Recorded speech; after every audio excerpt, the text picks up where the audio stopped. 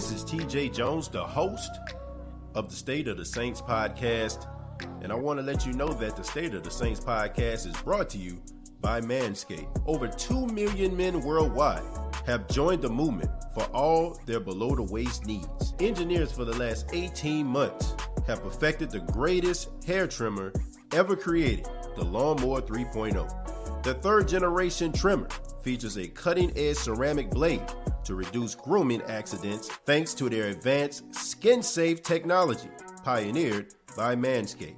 You can choose the Lawnmower 3.0 as well as other items by going to manscaped.com, and you can also save 20% by using the promo code State of Saints. That's manscaped.com. Use the promo code State of Saints and save 20% on the Lawnmower 3.0 as well as other Manscaped items. That's manscaped.com.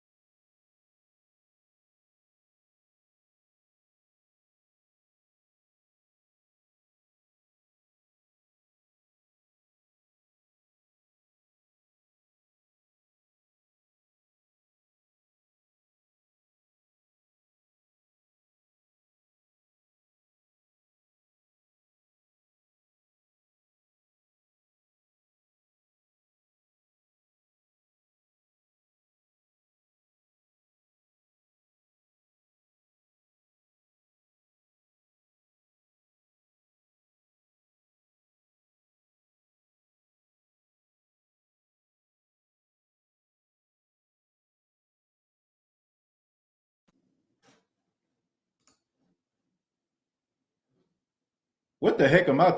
I'm sorry, man. I've been on mute. I've been on mute this entire time. I apologize. I didn't even see the comments. So let's go ahead and backtrack. I've been talking to myself for the last 6 minutes, but here we go. What's going on, Who Dat Nation? It is yours truly, TJ Jones, the host of the State of the Saints podcast. Thank you so much for checking out the State of the Saints podcast, where we talk New Orleans Saints. And I want to say to each and every one of you out there, thank you so much for spending your Wednesday checking out the State of the Saints podcast. And that's one of the main reasons why it's very important for me to put up the comments. All right? But anyway, look, we're talking about the NFL draft. All right. We're talking about the first 3 rounds of the NFL draft. So the Saints, I got the list right here. The Saints have 4 picks in the 3rd round. I mean, in the first 3 rounds, excuse me. Round number 1, they have the 28 pick. Round number 2, they got 60. Round number 3, they got a compensatory pick due to the Teddy Bridgewater being a starting quarterback in Carolina. And they also have a 3rd round pick number 105, because of Terry Fontenot becoming the new general manager of the Atlanta Falcons. And I got to say this again, because I know y'all probably didn't hear me. The State of the Saints podcast is brought to you by manscaped.com. And I want to thank Cash App for working with the State of the Saints podcast for the month of April. And if you want to donate to the State of the Saints podcast, don't want to use YouTube, don't want to use the Facebook Stars program, you can do so by using that profile name, $ State of Saints. Man, I just said the same thing over and over again. I'm really proud of myself for doing so. And that's the reason I'm like, why somebody give me a angry sign? Okay, but anyway, if you like the show, give me a thumbs up. If you're new to the channel, we don't make mistakes like this all the time. I ask that you subscribe to the channel, all right? Oh, man, I'm going to have to edit that joint. I'm going to have to edit that joint, man. But anyway, want to say to Mocha, thank you very much for the $50. Say you mute, bro. I wish you would, thank you very much for the $50. I'm sorry that you have to pay $50 to tell me that I'm muted. I cannot believe that, man. No, but the thing about it is I was trying to do so many things that I didn't even realize that my mic was not on. But anyway, we're going to be breaking down the first 3 rounds of the NFL draft. And I look at the New Orleans Saints. The Saints are kind of built different than some of these other teams, all right? They're kind of built different. All right, the Saints are not one of those teams that they don't always get the best available. They get what they've been looking at, what they've been evaluating, and what they feel like is the best available at the position that they need. Okay, it's not like if an offensive lineman is the best available, the Saints are going to draft the offensive lineman. They don't work like that. The Saints, they do a really good job at evaluating talent for the talent that they actually need. And they draft accordingly. Like, they knew that they wanted Patrick Mahomes because Patrick Mahomes was going to be special. They wanted him, so they were going to draft him. But they also understood that they needed a cornerback because they realized that their cornerbacks couldn't stop traffic with a stop sign. They realized that their cornerbacks usually get smoked like brisket and burnt like a biscuit. So Marshawn Lattimore, who they didn't think in a million years would be there at number 12, they went ahead and scooped him up. That's the way the New Orleans Saints work. I don't feel like the Saints losing certain players, that is going to cause them to overreact and be like, we need this, we need that, we need the third. So with pick number 28 in the first round of the NFL draft, I got the New Orleans Saints selecting Xavier Collins. Now, Xavier Collins to me is the best linebacker in the draft. Okay, I think when it's all said and done, I feel like Xavier Collins is going to be the best linebacker to come out of this draft. Number one, I don't really buy into that whole he went to a small school thing, right? I don't buy into that. I don't buy into him going to a small school because I know some great linebackers that are in the league right now. One that pops right into my mind is Khalil Mack. You know what I'm saying? Who went to a small school. If you want to stay within the division throughout the years, Luke Kuechly went to Boston College. That's not a school where everybody just so cold, okay? I mean, I think you have to really think about some players that came out of Boston College, respectable school. But at the same time, not really a household name when it comes to being a football factory. Xavier Collins is exactly what you need at the linebacker position. He's tough. He's physical. He's always around the play. He's always making a play. He's always doing things to get the ball back into the offense, and this is something that the Saints have not had in a very long time. Okay, I would love to see the Saints draft a young player, and we can watch him emerge as being an elite linebacker. I'm tired of watching the New Orleans Saints have to pick off other teams' tree in order for their linebacker group to be respectable. It is time for the New Orleans Saints to get their thumper. It is time for the New Orleans Saints to get their sideline-to-sideline linebacker. And I'm not just talking about via free agency, which I'm appreciative of Jonathan Velma, and I'm definitely appreciative of Demario Davis and Quan Alexander. But the New Orleans Saints, they need somebody that they can call their own, and Xavier Collins can be that guy. Xavier Collins can be the guy that has a C on his chest later on in his career. He can be the guy that strikes fear into quarterbacks in the NFC South going forward. Number 28 for the New Orleans Saints. They're going to stay where they are, and they're going to select Xavier Collins. And then we move on to the second round, right?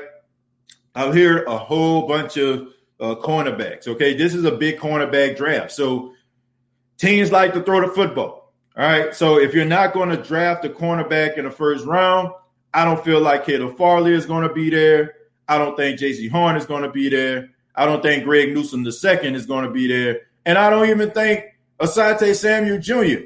is going to be there. So in the second round, I have the New Orleans Saints selecting Tyson Campbell out of Georgia. Now, Tyson Campbell isn't a guy that was on everybody's draft board. But Tyson Campbell is 6'1", and he's 200 pounds. He's a rangy, lengthy cornerback, all right? And he is not afraid to tackle. He is not afraid to be around a football. He is not afraid to put his head in and try to make a tackle and be physical. He reminds me a lot of C.J. Garner-Johnson in that regard, except he's a little faster. He's a guy that can play on the outside. When I was evaluating and watching this guy, the only thing I see that bothers me about him from time to time is the fact that he doesn't feel like anybody is going to really truly test him. He reminds me of Marshawn Lattimore in that regard. It's like when plays happen on him, it's because he didn't believe that the quarterback was going to throw to his side. But for the most part, he has long arms, okay? He can, you know what I'm saying, he can catch up with these wide receivers. And most importantly, he played in the SEC where they had some of the most elite wide receiver and most elite talent that you're going to find. Like I said, this is a huge draft for cornerbacks. I look at Asante Samuel probably moving into the second round, but he's going to be a high second round pick. I feel like Tyson Campbell is going to be right there, and he is what you're looking for in these cornerbacks, right? 6'1", 6'2", guys that can actually, go up against some of these top-tier wide receivers like a Julio, like a Calvin Ridley, like a Mike Evans, those big body guys. I feel like he can do it, and I feel like he will be right there for the New Orleans Saints. So I'm going to go with Tyson Campbell as a second-round pick. Then we're going to move on to the third-round pick, number 98. So what are the Saints going to do with pick number 98? I got the Saints selecting Cardell Powell out of Clemson. That's right. Cardell Powell, to me, is a guy that the Saints really, truly need. I feel like this is a guy who is a little bit of a diamond in the rough. He has a lot of those qualities that I saw in Michael Thomas. I know a lot of people probably don't, know that much, too much about him. So what I'm going to do is, man, I'm going to pull up a little bit of his footage. This is him right here, man. He's a really good wide receiver, man. He's a guy that's a little bit raw. He's a guy that's going to have to take some time, but I feel like in a Sean Payton offense, Sean Payton is going to find ways for him to get open, okay? You see the back shoulder fade right there, you know what I'm saying? That's the kind of stuff that you're looking for, okay? Especially in red zone situations. He's a good blocker. He's a guy that's going to go ahead and give you those 50-50 balls, especially when you have a guy like Michael Thomas that's a good route runner that's going to require him being being double covered. You can see him right here getting yards after the catch. You know what I'm saying? You can see the speed right there.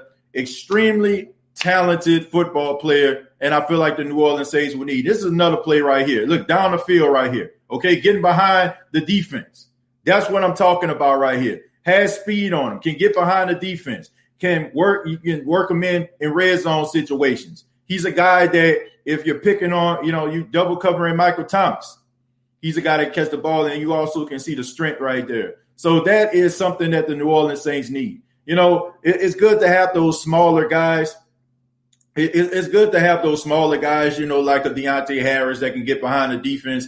But it's extremely important for you to have a guy that has some size and some range. This guy's 6'1", 209 pounds. All right. And I'm pretty sure he can put on a little bit more muscle, and he can be extremely physical, man. So I'm going to go with Cornell Powell. I'm going to go with Cornell Powell as a third-round pick. And also the second third-round pick, I'm going to go with a quarterback.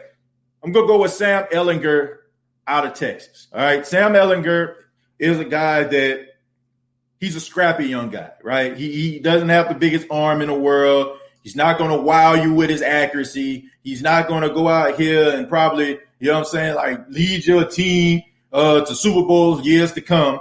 But I do feel like he is a guy, let's just say, for example, if somebody goes down and you need Sam Ellinger to go in a game to try to help you win a football game.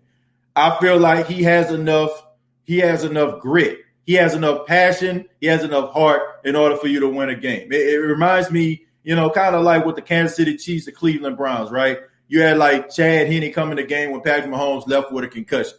Chad Henne is not going to be a franchise quarterback, but he showed the tenacity when you needed that 13-yard run for that first down.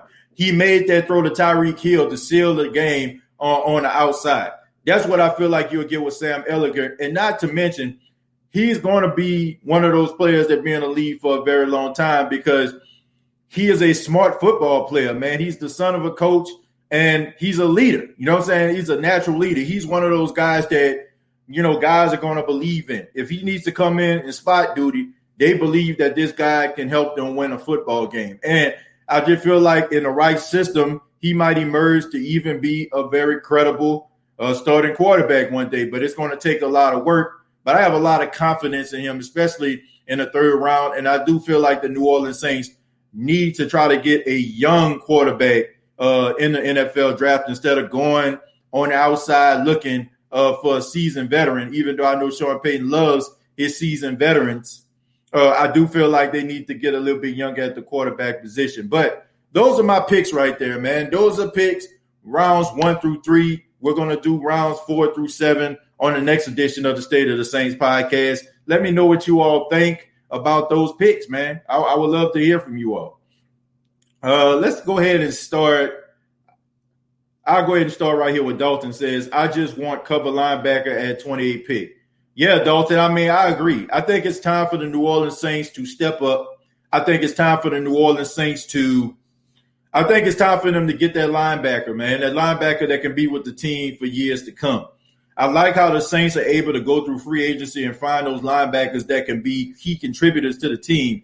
But I just think that they need to draft one, man. I think they need to draft a linebacker that can change the fortunes of the defense, a guy that can strike fear into the hearts of the opponent every time they play him.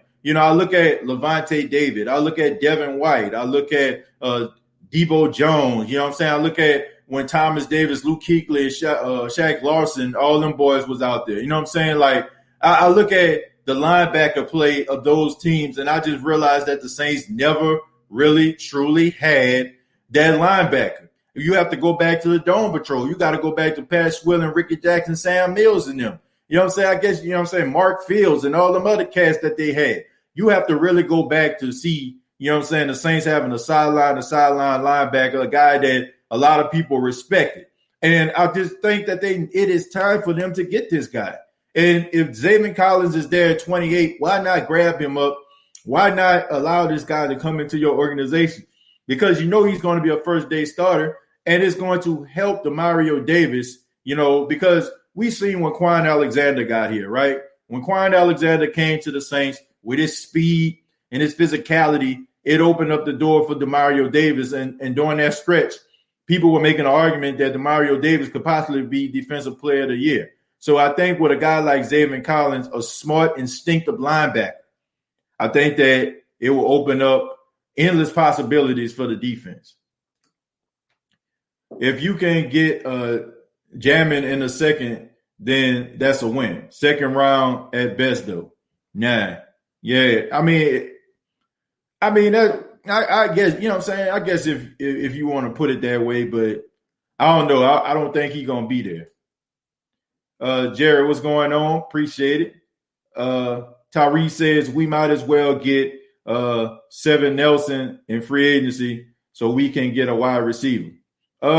Steven Nelson, I think that the Saints, regardless, they need to get themselves a veteran corner. I feel like regardless, because you need a guy that can come in and help out the young guy, right? Help him to make that transition.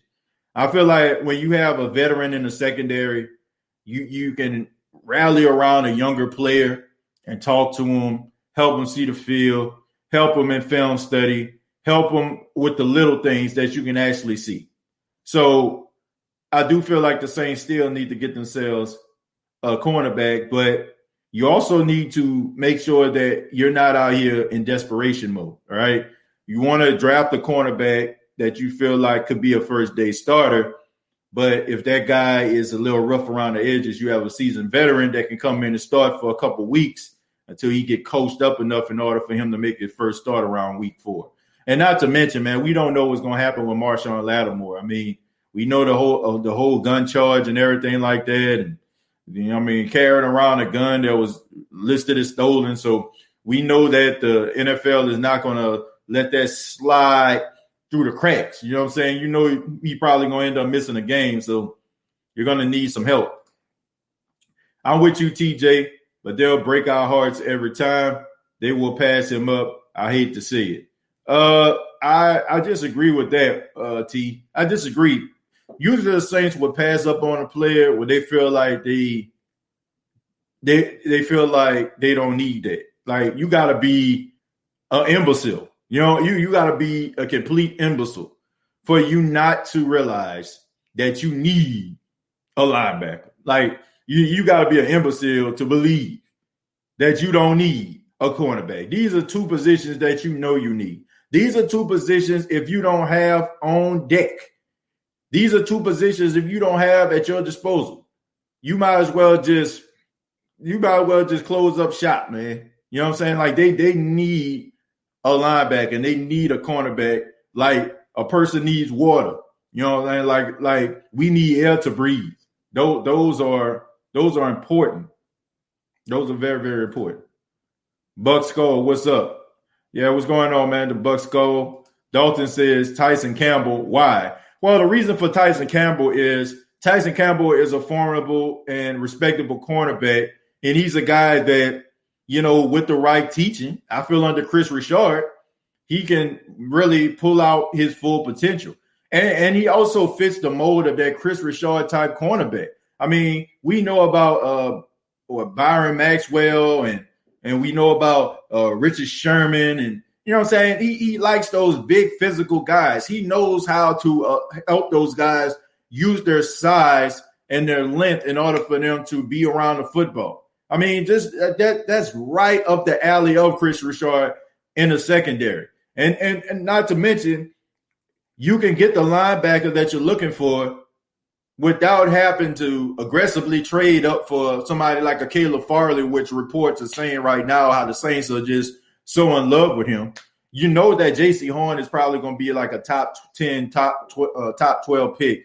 Sante Samuel, I think, might end up sliding into the second round, but he's going to be a high second round pick. He's not going to be there when it's time for you to pick. So and you got Greg Newsome, who's also going to go into the first round. So if I'm choosing, you know what I'm saying? Like, this is a deep draft at corner. This is one of those years where it's, you know what I'm saying, it's okay for you to get a cornerback in the second round. You can get a guy that can be a first-day starter in the second round. I mean, you look at some of these guys in the secondary.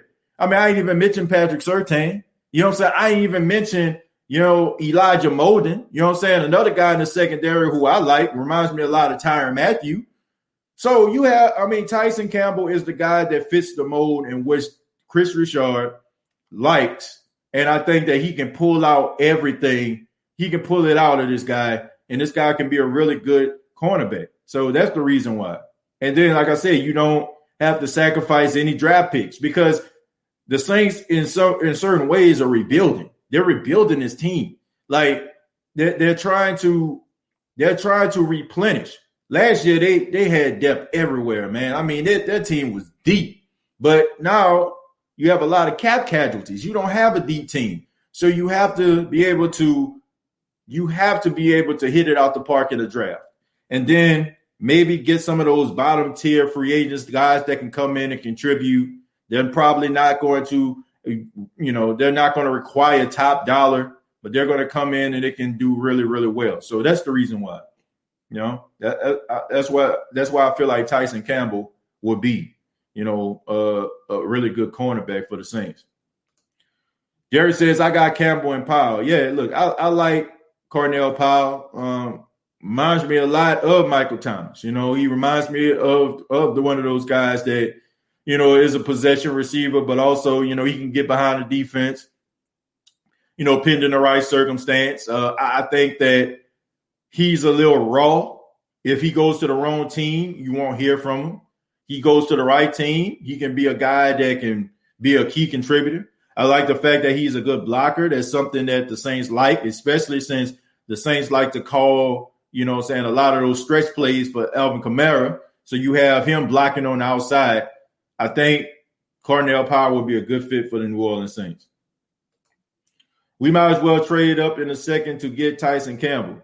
I don't think we're gonna have to. I really don't. If you look at all of these cornerbacks, right, the ones that I named, right, the J.C. Horns, the Greg Newsoms, the Patrick Surtains, the Asante Samuel Jr.'s, the Caleb Farleys, like that's 5 cornerbacks right there. You know what I'm saying? Like he's top 10, but you ain't about to just see no team get cornerback. You ain't about to see that, right?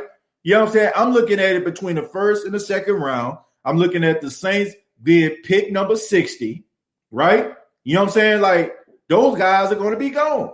Like Patrick Surtain's going to be gone. J.C. Horns, Caleb Farley's, Greg Newsom. These guys are going to be gone, man. Rather be the first or the second round.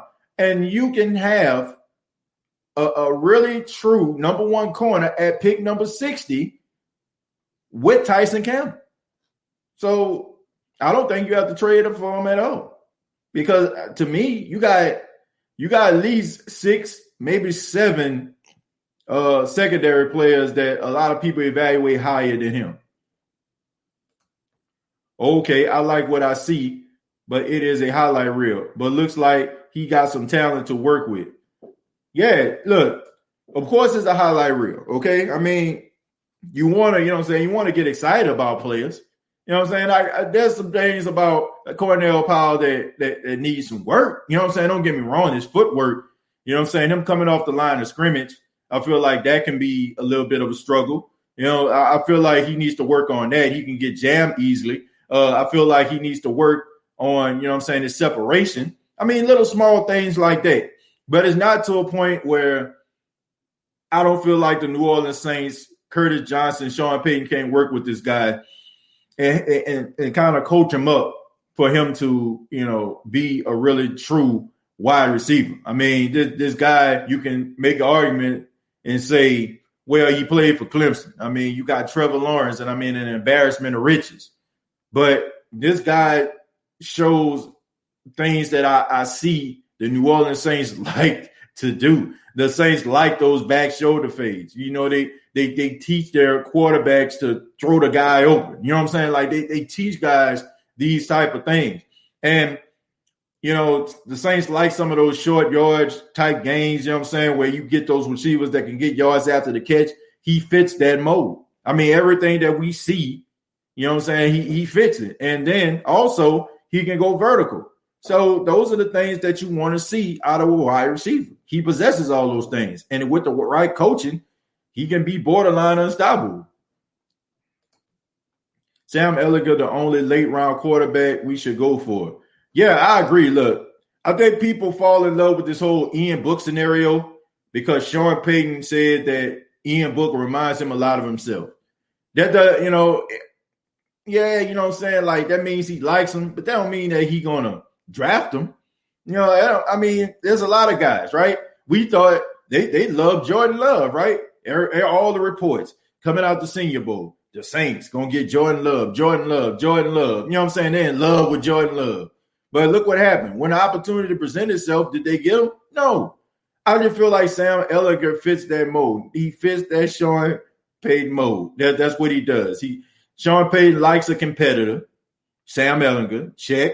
He likes smart football players. Sam Ellinger, check. You don't have to be the most athletic, most talented super athlete. Sam Ellinger, check. You know what I'm saying? We know that Sean Payton likes guys with football pedigrees, rather it's their father playing football. You know what I'm saying? Grandfather played football. We know he likes those second, third generation football players. Look at Cam Jordan, Mark Ingram. You know what I'm saying? Like, you got, the linebacker, from Idaho. You know what I'm saying? His dad played for the Detroit Lions.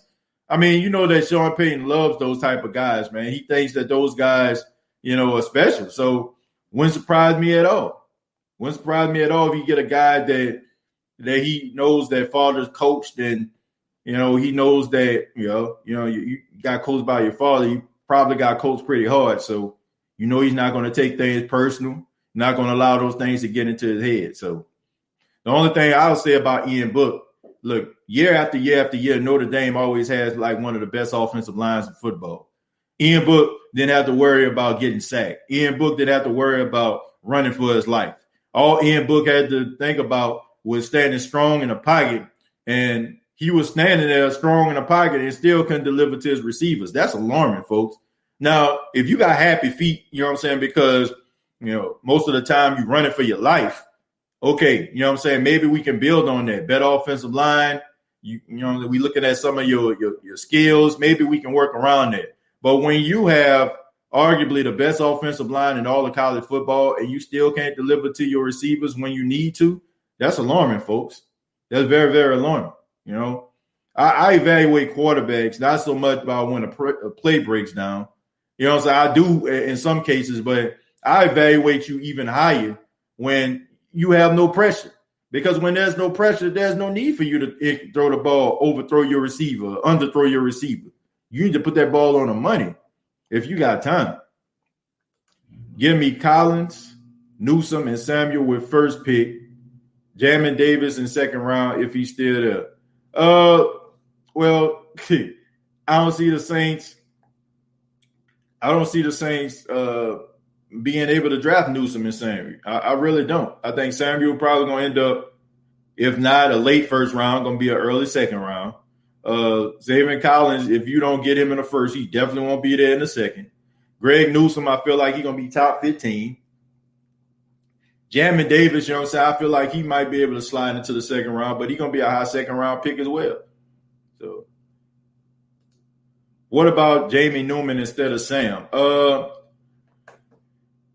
I have nothing against Jamie Newman. I think that Jamie Newman kind of hurt himself not playing, this college football season. Out of sight, out of mind. You give other people opportunities to step up and solidify themselves and become, a higher draft pick. I feel like if he would have played this season, probably would have been in better position. He would just, according to Ross, man, you know what I'm saying, Ross Jackson, when he was on the show, he was kind of erratic, man, with some of his passes. You know what I'm saying? It was a little bit up and down, right? You know what I'm saying? There was no consistency there at the Senior Bowl. And I know what people are saying. Well, he's young. He's he's a rookie. You know what I'm saying? He's not going to start. Look, I get all that, right? And I do feel like with the right system, he can become a starting quarterback and probably be pretty good. But what I'm just talking about, I don't maybe y'all look at things differently, but I really strongly believe that Jameis Winston is going to be the starting quarterback of the Saints for years to come. I really feel like Sean Payton is going to help this guy live up to his true potential. I feel like he's going to be a lot more serious. He's going to be a better football player, and I think he's going to change the minds of a lot of members of the Who Dat Nation. So I do feel like the New Orleans Saints are going to need a backup quarterback. And you need yourself a solid backup quarterback, man. Somebody that can come in and spot duty, need be, and players can believe that are going to win. And I just feel like when it comes to like being a student of the game, when it comes to the pedigree, having a father coach you, you know what I'm saying, and all these different other things that's going on, the grit. I just feel like everything about Sam Ellinger, Sean Payton likes, right? You know what I'm saying? Like I think everything about him. And I just think that he would just need to come in if something was to happen to Jameis and, just deliver a few throws. Because it's not like he's going to start, you know what I'm saying, if something was to happen to Jameis this year. So that's like a complete year under his belt. The only way he'll come in the game if Jameis gets hurt in real time, because Taysom probably going to go back to his original Swiss Army knife role. I think Sam Ellinger is exactly what Sean Payton looks for in a quarterback. Sean Payton is the smokescreen king. Sam Ellinger still has some athleticism to him. He jinky when he tucks it. I mean, look, all I know is Sam Ellinger is a competitor. And I like guys that can compete. I like guys that don't give up. I like guys that it's certain things that what guys do, it makes his teammates respect him. I can see Sam Ellinger like doing something and it's going to get the guys to pop. You know what I'm saying? Like the guys going to be like, okay, man, look, I see you. You know what I'm saying? And they're going to feed off a guy like that. As long as you like your teammates respect you in that regard, like there's always going to be a place for you. As long as like you continue to do all the right things. I mean, regardless if you become a starter or not, you'll always have a place in the league. Pick 60, Jabril Cox. Nah, I don't see that happen. I mean, look, I like LSU players as much as the next one, but I think we all have to come to grips with the fact that the Saints and Sean Payton don't really like drafted LSU players, and that's just something we got to deal with. We can be mad all we want to, but it is what it is. I mean, they haven't shown us that they were going to do it in the past. They haven't shown us that they're going to do it in the present. And I don't see it happening in the future. And that's just something that we just going to have to come to grips with. That's just something that, to me, we're going to forever be upset with as members of the Who Dat Nation. But the sooner we accept that, the better. Falcons might get Cordell Patterson. We got to cover him with Julio as well and possibly Kyle Pitts. We got to step up on offense and defense. Well, if they get Cordell Patterson mostly going to be on special teams, which he is a really good special teams player. Julio, I think the Saints will be fine for that. Kyle Pitts is a really good tight end, probably the best tight end in the draft. A lot of people think he's going to be one of the best tight ends of all time. But, look, you play to win the game, all right? And I trust the Saints. Most likely C.J. Gardner-Johnson going to be on him.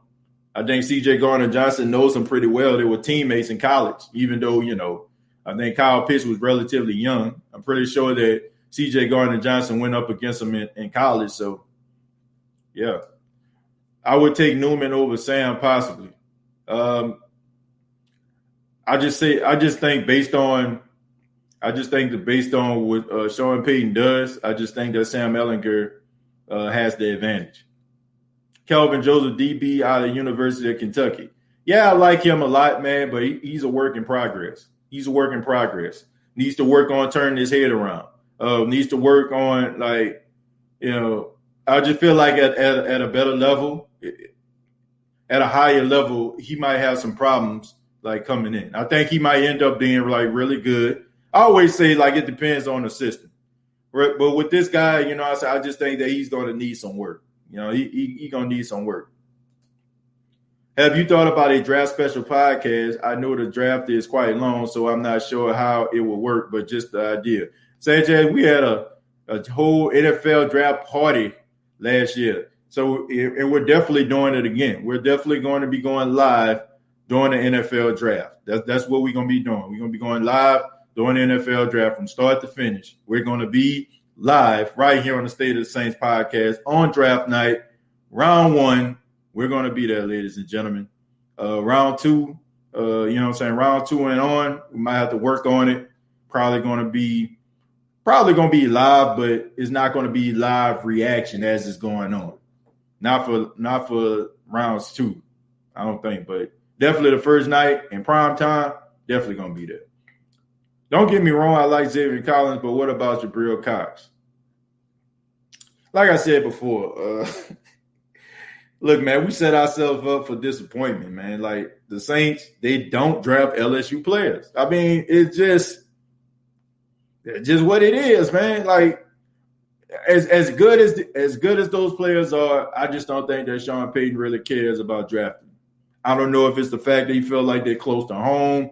Maybe he feel like, them being so close, it will cause them to make bad decisions. We see what happened with Dwayne Haskins out there in Washington, being a Washington guy, like basically almost destroyed his career. I think maybe Sean Payton looks at that. And we know that Sean Payton is a guy who is meticulous. Like he's a guy who likes to dot every I, cross every T. A lot of the things that we get frustrated about Sean Payton is when he just overanalyzes things. And I don't think it just stops with him being on the field. Like, I don't think it's a light switch that he turns on and off. I think that's just the way that he works. And I think he thinks about the long-term ramifications. So maybe he feel like those guys need to go out there and spread their wings elsewhere where they don't have like the devices that are around him. Like, like those friends that, oh man, you don't come out with us no more, man. You acting brand new, man. I don't know. Maybe be thinking about stuff like that. It happens. I agree with you about Winston. He can be very good here. What do you think about Davis Mills, quarterback for Stanford? I think that he's a good football player. I just think that probably, he'll probably get drafted, probably be late, but I don't think that he is going to be a starting quarterback in the league, if you ask me that. Could he be a solid player? I don't think so. I don't think so. Yeah, I don't see Jameis being here long term. I hope he proves me wrong, but I don't see it. Well, a lot of people don't see it. You know what I'm saying? It's about seeing to believe. Like I know how Saints fans work, man. This ain't nothing new. You know what I'm saying? You prove it to us. We are forever grateful to you. I don't care if you made a play at 94, right? You come into like a store or we see you in passing, we going to act like we see Michael Jackson or Jesus Christ himself, okay? I mean, that's just what it is. Like, we forever remember the moments, that a person helped us win games, contribute to a game, and I feel like it would be no exception with Jameis. Like, you had a lot of people raising eyebrows about Teddy B, right? Everybody like, man, Teddy ain't no starter. I was one of them. I was on this show, man. I'm like, this ain't it, bro. This ain't it. You know what I'm saying? And I didn't think he was going to go on a 5-game winning streak, but he changed the minds of a lot of people in the Who Dat Nation. And when he left, a lot of people were sad about it. A lot of people were sad about Teddy leaving. So if Jameis goes out there and ball, he can change the narrative of what people think about him. I've seen this story before. I don't know, man. It's like almost like a couple of years ago, people were talking about Michael Thomas' contract. Oh, we don't need to pay him. We don't need to pay him. And what the guy did at 149 receptions, 1,700 yards. And then we talked about Alvin Kamara. Well, he ain't the same. He need his friend. He need his snuggle buddy, Mark Ingram. That's the reason why he ain't playing. Next thing you know, this man out here beasting, scoring 6 touchdowns in one game. So we know how the story goes, man. We know how it goes. Like, we don't see it until it actually happens. And when it happens, we act as if we never thought we didn't see it. You know what I'm saying? Like, he can change the mind of a lot of people. No doubt about that. My son is a lifelong Jets fan. Every 4 years is a riot here. Well, God bless your son. Because I tell you what, to be a lifelong Jets fan, my goodness, I can only imagine, man. You got to have some patience to be a Jets fan.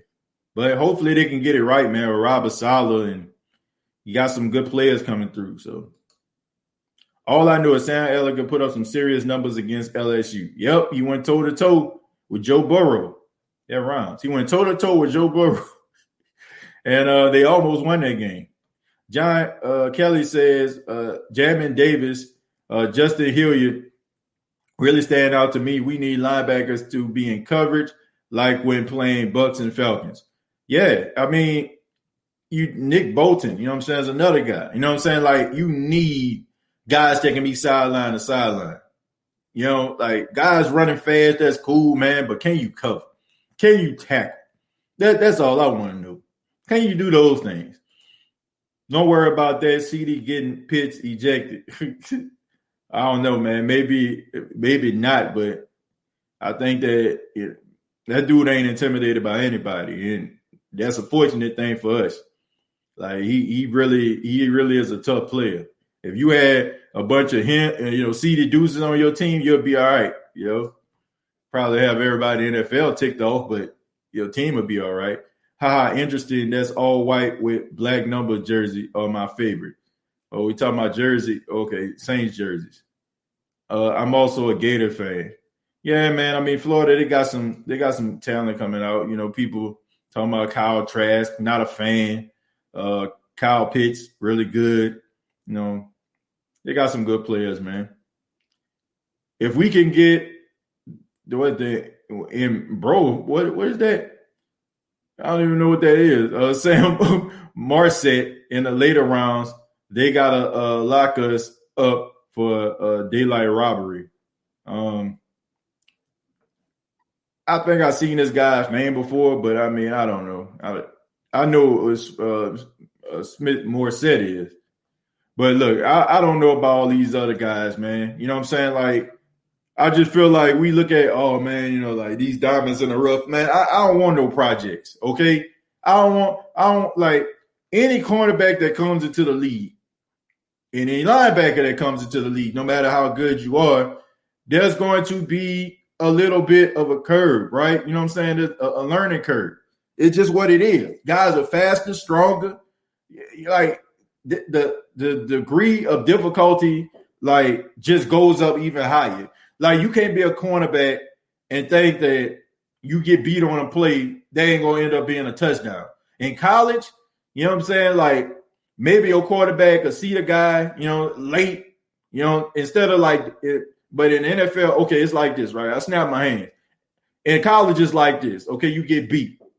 Quarterback looks, right? You know what I'm saying? That slow little, you know what I'm saying, reaction can give you the opportunity to catch up. But in the NFL, when that wide receiver get open, that quarterback is like, and if you get beat, it's like, it's over with. You know, it's over with. So to me, I want a cornerback that has some great instincts, not afraid to tackle, and only very limited on things that he need to work on, right? You know what I'm saying? Like being more aggressive.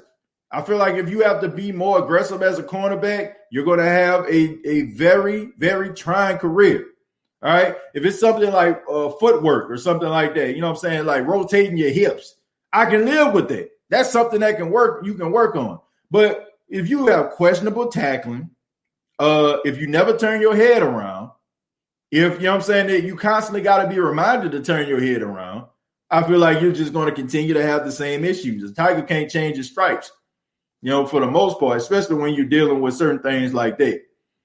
So I don't want works in progress. And, you know what I'm saying, to be honest with you, I haven't really dug into the crates of like, you know what I'm saying, like those players that's like diamonds in the rough, because to me, you can't afford any diamonds in the rough in this draft. Like 2018, yeah. You know what I'm saying? We gambled on Davenport. He was a diamond in the rough. Yeah, like you can gamble on guys like that. That's fine. When you hit it out the park in 2017, other guys just kind of came in. You had skill positions. These guys that you drafted, you know, they weren't coming in to replace anybody. I mean, they were kind of like, you know, rotational guys. But here's the thing. Like in this draft, you can't afford any works in progress. You need guys that are going to play right away. That is exactly what you need. But I want to remind everybody that the State of the Saints podcast is brought to you by Manscaped.com. All right, Manscaped.com is the official sponsor of the State of the Saints podcast. Yes, it is springtime. And gentlemen, it is time for a little spring cleaning. It's time to trim those hedges with Manscaped.com. Over 2 million men have chosen Manscaped.com for all of their male grooming needs, okay? There's free international shipping for all of my listeners that are listening across the pond. Shouts out to people that are listening in the UK, also in Italy. Shouts out to Herman and so many other people in Canada, checking it out too, in the Great White North. I want to say to everybody, thank you, but choose Manscaped.com for all of your grooming needs. Use the promo code State of Saints. That's all one word. That's State of Saints, and you will save 20% off. All right. Check out the Lawnmower 3.0 as well as many other items. That's Manscaped.com. Thank you all so much. Let's go ahead and get back to the comments. Yeah, TJ, NFL is a whole new level. Yeah. Jason David, Jason David still soaking in a bathtub full of Neosporin. Yeah, Jason David was a nickel corner that got paid like an outside corner, and the Saints paid for it. I don't think Olave declared this year. I don't think so. I don't think he did. No, he didn't. No, he didn't. He decided to come back. Just getting off work, TJ. What did I miss? Well, RJ, you missed about 5 minutes of the show while I was talking to myself because I didn't have my mic on. But after that, we talked about the first 3 rounds of the NFL draft and the 4 picks that the Saints have in the 3 rounds that are rounds 1, 2, and 3. I talked about who I feel like they need to get, or, I had a little bit of my mock draft, but, so I encourage anybody to check out the State of the Saints podcast. I'm going to go ahead and put it in the description. I'm just going to put in, start at the 6-minute mark. I'm probably going to put something like that so people don't waste their time and be like, man, what are you talking about? I can't even hear him. Let's see. Trim those hedges, fellas. Yeah, absolutely. Trim those hedges. Also, I want to thank Cash App for the month of April, working with Cash App. If you want to donate to the State of the Saints podcast, you can use the Cash App function. You can use $ State of Saints. So if you don't want to donate YouTube or you don't want to use Facebook, you can donate by going to Cash App. And at this time, I got to mention, I got to get some shots out here. People that have used Cash App to donate to the State of the Saints podcast. Special shout out to Reggie Douglas, man. Special shout out to Reggie. Also, thank you to Derek. Thank you to those that donate via Cash App. And thank you, Cash App, for working with the State of the Saints podcast for the month of April. John says, what up, TJ? How good do you think Akil Glass quarterback can be at the next level? Will someone take a chance on him? I think somebody will take a chance on him. He impressed the hell out of me. I tell you that, because he carved up my alma mater. My goodness. Dude accounted for 7 touchdowns. He threw 6, ran 1. All I can say is he made a believe out of me. Right system, he'll be really, really good. All right. I think that he has like all the tools to be successful in the National Football League. The only knock that I have of, and other teams going to look at is the fact that he played in the SWAC, and that's the way they look at it. Like, he played at a small school. They're going to look at him as a big fish in a little pond.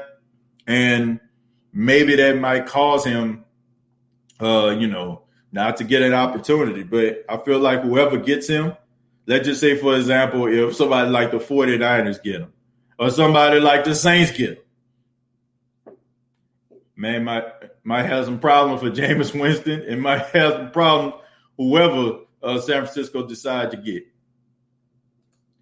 I really like Elijah Moore for the Saints if we could get him. Okay, you're talking about out of Ole Miss, right? We're talking about out of Ole Miss, Elijah Moore, the wide receiver. Yeah, I think he's pretty good. I think you're just thinking about Elijah Molden.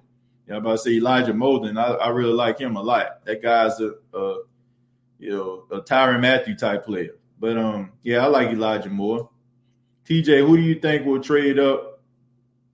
Who will trade up in this 2021 draft class? I can see The Patriots trading up. I'm trying to see. I can see the football team trading up. I can see Philadelphia. Somebody like that. You know what I'm saying? Being aggressive in this draft. I don't see the Saints doing it. I can also see, believe it or not, I can see Minnesota trading up. There's a lot of unanswered questions about Kirk Cousins here, man. Like, seriously, Kirk Cousins, ain't no guarantee that he's going to end up still playing for Minnesota. So I can see like Minnesota trading up and trying to, acquire the services of maybe a high-rated quarterback. You know what I'm saying? I can see that. The speedy wide receiver from Florida is outstanding, TJ. Are we talking about Kyle Pitts here? I'm about to say, because he's not a receiver, but he is fast. Inside linebacker. Yeah, definitely need another linebacker. We don't know what Zach Bond is going to do. We don't know what he's going to bring to the table. I can't trust anybody else that I've seen, you know what I'm saying, for the New Orleans Saints at the linebacker position. I just Caden Ellis, would like to see what he can do, but haven't seen it. Have not seen it. So they definitely need it. Did you see Smokeless mock draft? No, I didn't. I didn't see his mock draft. What's up? Do you think Zach Bond will step up his game and become the same starting linebacker next to DeMario?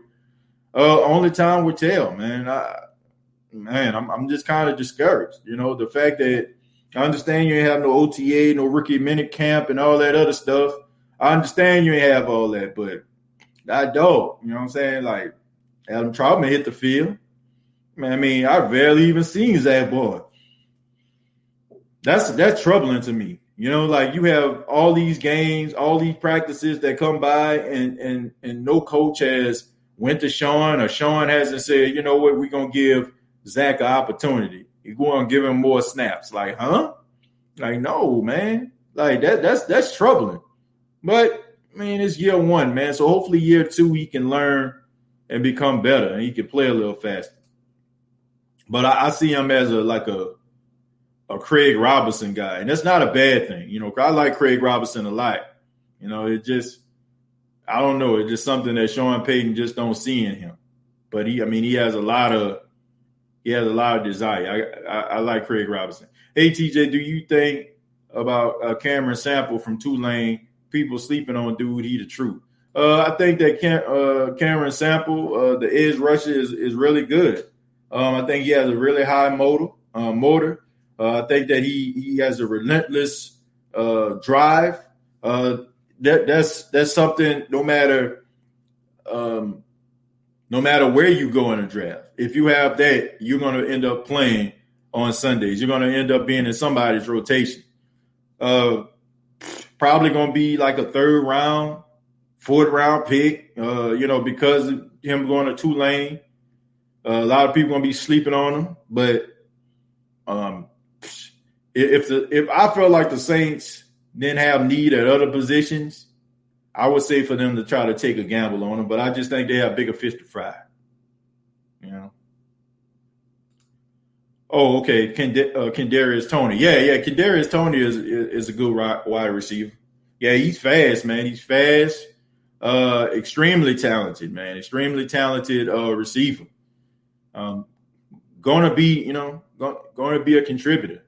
Don't know if he's going to be like a top 5 wide receiver, but he's going to be pretty good on somebody's team.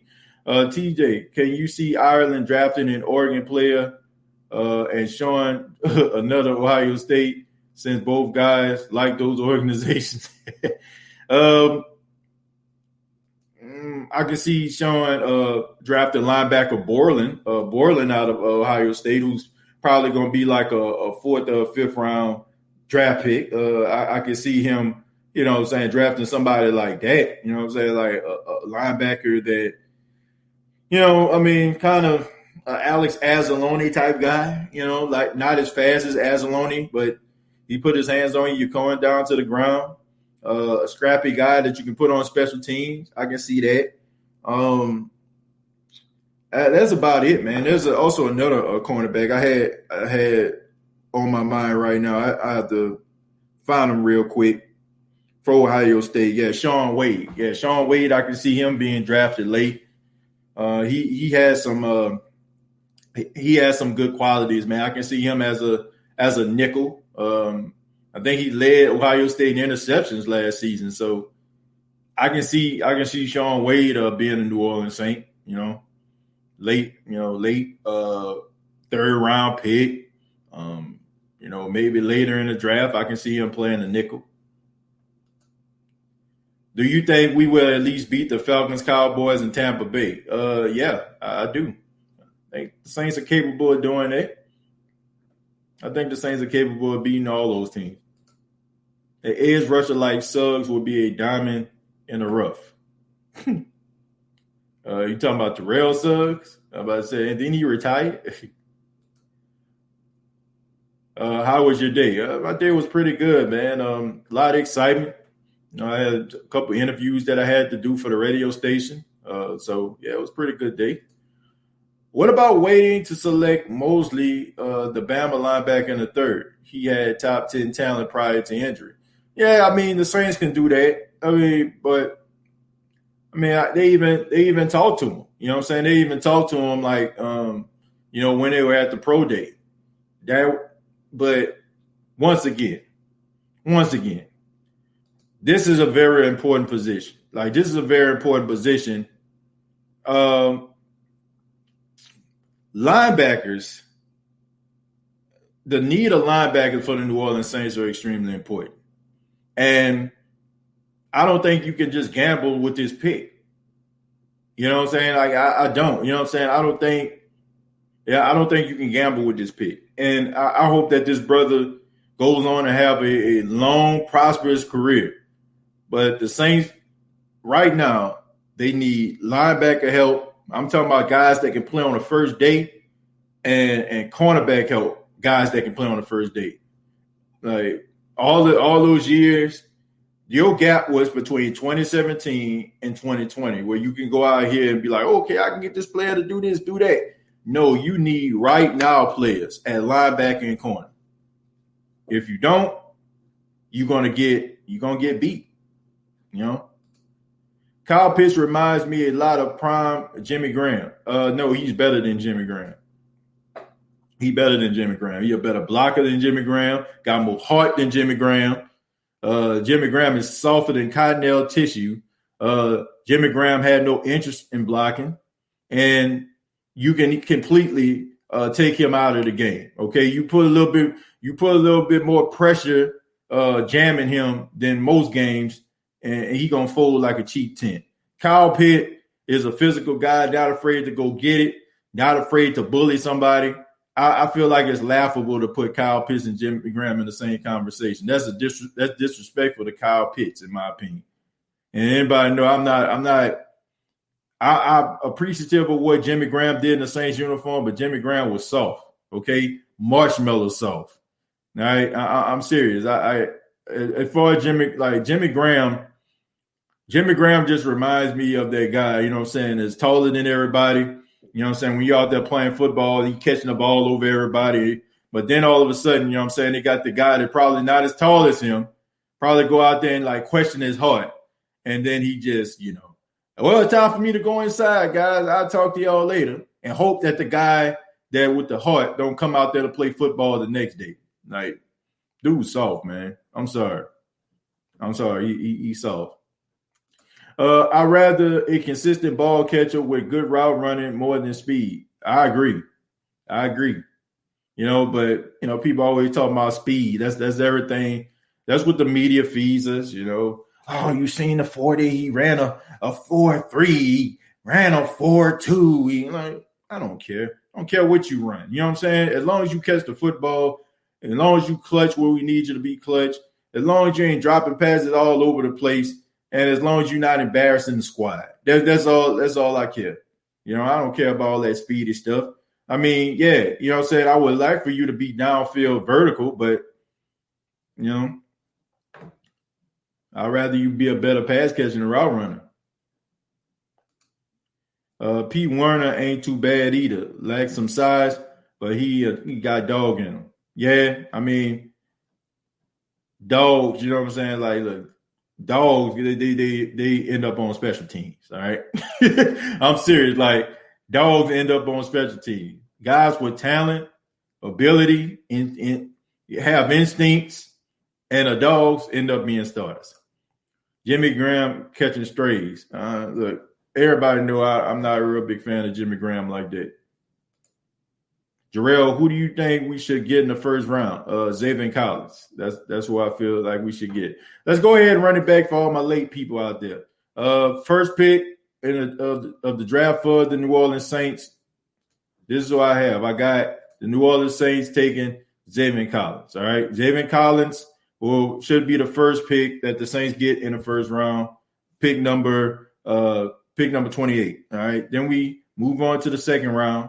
I got the Saints taking Tyson Campbell out of Georgia, 6'1", 200-pound cornerback, has length, has size, has speed.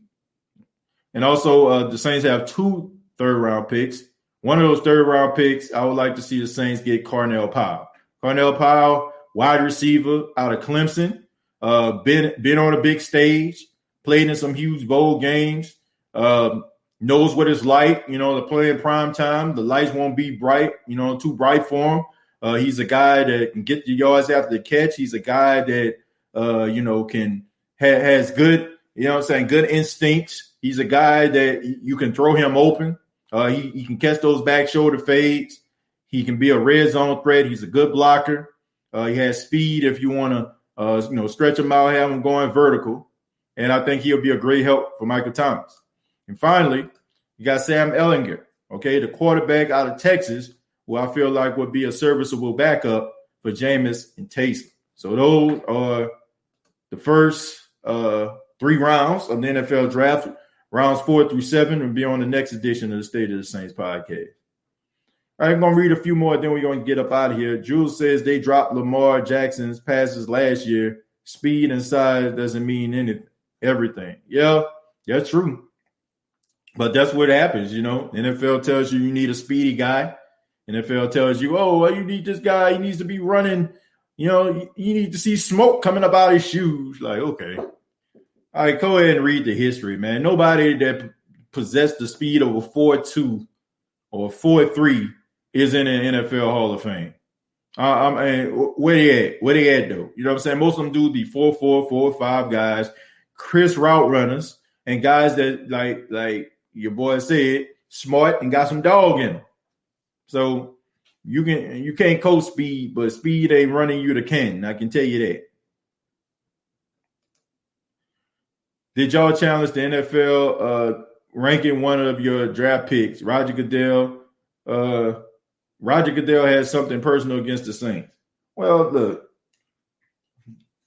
wasn't really right, but at the same time, the Saints already have 8 picks. It was a late pick. Definitely has something against the New Orleans Saints. Don't know what it is, but maybe you just don't like Sean Payton. TJ, what would be the ideal pick for the Saints specifically if you could take any player? If I'm taking any player in the NFL draft, I'm dead serious. If I could take any player in the NFL draft, it would be Xavier Collins. I'm being 100% honest with you right now. Like Trevor Lawrence and all them other guys, you know what I'm saying? I think they're going to have some great careers. But I really look at Xavier Collins, and I've seen his best games. I've seen his worst games. I'm so serious, man. I've seen his best games, his worst game. That's one thing that stood out to me. This guy was always around the football. Even if he missed the tackle, even if he was always around the football, he always was making plays. This dude has Hall of Fame type talent. I'm serious. He has Hall of Fame type talent. All the rest of those guys to me are pending system guys. Pending you go to the right system. Pending you put the right players around you. Pending if, the coaches believe in you. This guy, to me, I feel like he is going to make an immediate impact to the National Football League. This dude has like I haven't seen anything like this. I have to go back to Brian Urlacher and when he was young. You're like, this guy could be our Luke Kuechly. He can be, our Lance Briggs. He can be, like a Ray Lewis, Terrell Suggs type player. I'm serious, man. Like out of any player I evaluated, any of these players, these quarterbacks I done seen, and people going crazy over 4 threes and dudes bench pressing 225 pounds a million gazillion times. Look, you can never underestimate a guy's heart, his skill, his desire, and that dude has all of that. And if the Saints can get him at number 28, that would be, honestly, man, that would be a godsend to this team. I would choose that dude over any other player in the NFL draft. That guy is my favorite player in the draft. And y'all know how much I believe that the Saints need a cornerback in the first round. But if I was a GM, if this was draft day, if I was Kevin Costner, I would, like how he drafted Chadwick Boseman, his character in that movie over the quarterback, that would be me. But I don't think a lot of people would be ticked off because they will understand that. Enjoying your podcast for over a year. Your mock is pretty solid, fam. Thank you, Slim Salt. I appreciate it. I don't really go for flash and pizzazz and all that kind of stuff all the time. I look at what's a smart decision. Like, what is the best decision for the team? Like, what can a guy possess? Because sometimes, like, we get caught up in the nostalgia and the names of players, like, especially in the offseason and free agency and NFL draft. Like, oh, man, look, you seen that hit, this, that, and the third. I don't really buy into that. I look at a guy the way that he plays on the field. Is he flying around the field? What's happening when he's away from the football? Like when the ball ain't even going your way. Are you still out there blocking a guy? Are you still out there playing to the whistle blows? Are you still out there fighting for extra yards? Are you out there quitting on plays? That kind of stuff matters to me. I don't care. Like I saw the Jadeveon Clowney situation coming. I'm not going to lie to you. I knew Jadeveon Clowney was probably going to end up not being as good as everybody wanted him to be. I'm going to tell you why. That one play that he made against Denard Robinson in college when he knocked his helmet off, right? That was the one play people were showing over and over and over again. In his last year at South Carolina, he phoned it in. He quit. He gave up. You know what I'm saying? Like he really gave up. He really quit. He was like, I'm just going to phone it in, right? That speaks volumes about a guy. Like, that speaks volumes.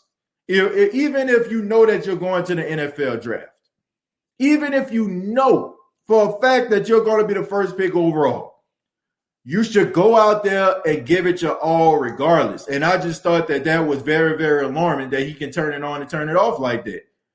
When I look at players like him and Ndamukong Suh, even though I like him, much respect to him, he went to LSU. Leonard Fournette, I question those type of guys. I think that Leonard Fournette getting released by Jacksonville woke him up because for a long time he was always the best. He was always the guy. It was times at LSU I feel like he didn't run his hardest. When games that used to matter against Alabama, he didn't play his best. But when you're playing against Ole Miss, you're running dudes over and you know what I'm saying, and all that kind of stuff. You should have it on every single game. If you don't, I don't care how great you are. I don't care how Mel Kiper, Ty McShay projecting you. If you're turning it on and off like that, that speaks volumes to me. And honestly, I don't want you on my team. I don't care if you're bench pressing 225 80 times. I don't care if, you know what I'm saying, like you breaking through the middle, you know what I'm saying, on the edge, all in college. If you're phoning it in, if you're giving up on plays, if you're not trying to stick your head in for the fumble, if you're not trying to jump up to try to bat the ball down, if you're, you know what I'm saying, like doing all these stupid things, you know what I'm saying, that don't have anything to do with making yourself better, I ain't got no time for you. I would rather take the guy with a lot of heart, a lot of passion, a guy that I can coach up, and a guy that's standing there looking attentively as I'm telling him what to do. Because that guy right there telling me that he wants to be the best. And you have a lot of these guys that ended up falling out because they're always known as being the best. And then when they go to the NFL, when coaches and organizations require them to live up to that potential, they can't do anything about it. So that's why I didn't go crazy when Jadeveon Clowney was a free agent and the Saints wanted to get him. I was kind of happy that things kind of fell through because look what Trey Hendrickson did. Trey Hendrickson, you know what I'm saying? A guy who had a troubled past, right? At Florida Atlantic, fell in the draft. But at the same time, dared to be great for 1 year. And people like, well, there was double teaming Cam. So that means that he was winning his matchup. And look at him. Now he's out there with a big contract in Cincinnati. You can tell a lot from a player. The way that they're playing away from the football. You can tell a lot from a player when they're running, you know what I'm saying? Like, you ever notice, like, those players, like, when they kick the ball, you know what I'm saying, for a kickoff, and they run all the way through the end zone? Do they have to do that? No. You know what I'm saying? But that's finishing strong, playing to the whistle blow. Those are the type of players I want. You know what I'm saying? I don't care about the name on the back so much. What I care about is a guy going out there and giving his all. Because if he's going to give his all every Sunday, that means he's going to give his all to the organization and to the fans that appreciate watching him. So forget a name. I can care less.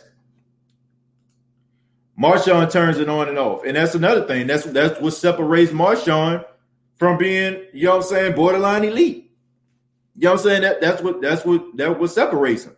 And for the first time this past season, you know what I'm saying, when Malcolm Jenkins questioned his heart, he played every single game. Like, you know what I'm saying? Like, after that Vegas game, you did not question Marshawn Lattimore's ability at all after that.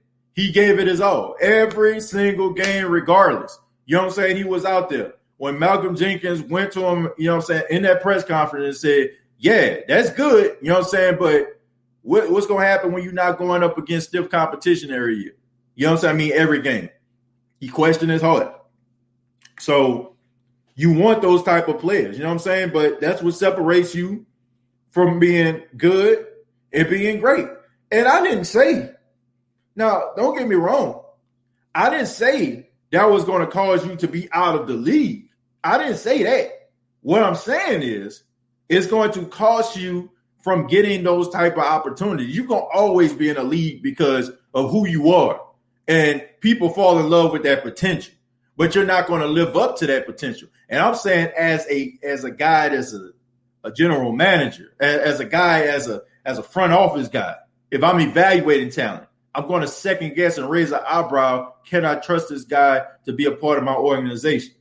Can I trust this guy when it's time to turn up? Is he going to turn up? Is he, you know what I'm saying? And when it's not necessarily a Julio or Mike Evans or you know what I'm saying, or some of these other elite wide receivers, is he going to do it?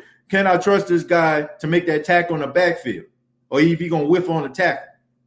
You know, like that kind of stuff comes into question. Thank you, guys. Got a test to take. Have a good day. Yeah, we're about to wrap it up, John. Appreciate it, man. And Rob says, what's the word on our new DB coach? You talk about Chris Richard, man, probably one of the best secondary coaches that you're going to find, man. Like, you don't get no better than that. He's the mastermind behind the Legion of Boom. He's one of the main reasons why the Legion of Boom was so successful when they were in their prime. So I'm glad that he's a part of the team. Clowney got 1 year, $10 million with the Browns. Good luck with that. He's getting that bag. But is that going to show up on the field on Sundays, though? I've never seen a guy make so much money off just pure potential and never been seen. Like, I'm serious, man. I've never seen a guy make so much money off a few plays. Like, it's amazing to me how this guy just, like, man, I got to applaud his agent. You know what I'm saying? Because his agent, my goodness, you know what I'm saying? Like, smoke. So, you know what I'm saying? Smoke and mirrors. My goodness. You know what I'm saying? Like, the smoke and mirrors show that is Jadeveon Clowney. You know what I'm saying? Like, it's just amazing to me. Like, this guy always get the bag. You know what I'm saying? Like, even with the Saints trying to move heaven and earth for a guy that ain't never had double-digit sacks and played opposite. Like, I can't believe people don't take this into account. This guy played opposite of arguably the greatest defensive end in National Football League history. Like, J.J. Watt going to go down as being one of the top 5 best pass rushers of all time, probably. He played opposite of this dude, and he couldn't get double-digit sacks.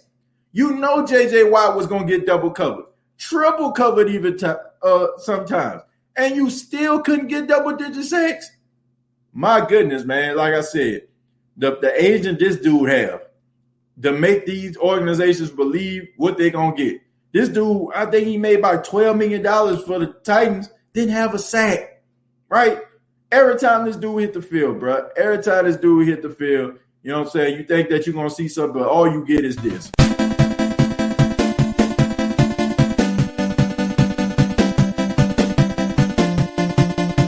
I mean, every time, man. That's all you hear, man. That's all I think about every time I see that dude, man. Every time that boy hit the field.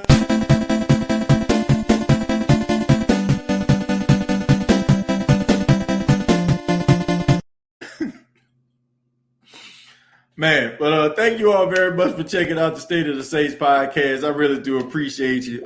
Thank you so much for spending your day, evening, morning, night, whenever you're checking out the State of the Saints podcast. Thank you all so much. State of the Saints podcast brought to you by manscaped.com. Also, facebook.com, search the State of the Saints podcast. Previous episodes available on iTunes, Spotify, iHeartRadio, Anchor FM. Thank you to all of those that are supporters and of the State of the Saints podcast, the ones that are members of the State of the Saints podcast support team on YouTube. There is a video that I am uploading immediately following this live episode to all the supporters out there, and I'm talking about the Saints and should they, make some moves to acquire a certain cornerback. So for all my supporters out there, you'll be able to check out that exclusive episode of the State of the Saints podcast. And if you're not a supporter, please click the link and find out how you can become one. Thank you all so much. Till next time, all I got to say is, who dat?